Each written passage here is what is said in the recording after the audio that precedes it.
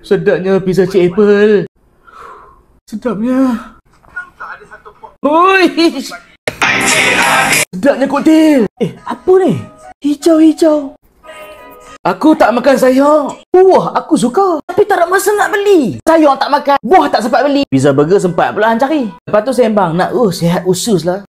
Macam mana nak sihat? Makanan yang kita suka. Kurang fiber. Tak payah sembang pasal probiotik. Memang tak ada. Sebab kita makan terlalu banyak benda yang berapu. Patutlah darah tinggi macam mana. Kajian abang. Kalau apa kurang makan fibers, bukan setakat berok keras. Sekali kuman jahat, makin banyak dekat usus. Kuman jahat kalau makin dominan, leaky gut. Tak payah sembang kecil mana darah tinggi. Lepas tu penting makan fibers. Macam aku duk makan Fiber B+, Dr. Cube punya produk. Asal fibers, yang ni saja aku consume. Ada 3 jenis serat tak larut yang ada pada Fiber B+.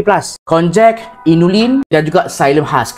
Kalau korang diabetes, takut gula tinggi dalam darah. Selain tolak gula putih, tepung-tepung gandum tu, aku nak quote satu kajian. Randomized Crossover Control Feeding Study. Serat dapat memperlahankan penyerapan karbohidrat daripada usus kita. Kalau hampa tak makan sayur, sebab tu hampa kena cari fibers. So far, fiber yang aku boleh recommend dan aku tengok lab test, hanya Fiber B+ sahaja. Bukan susah nak bancuh dia.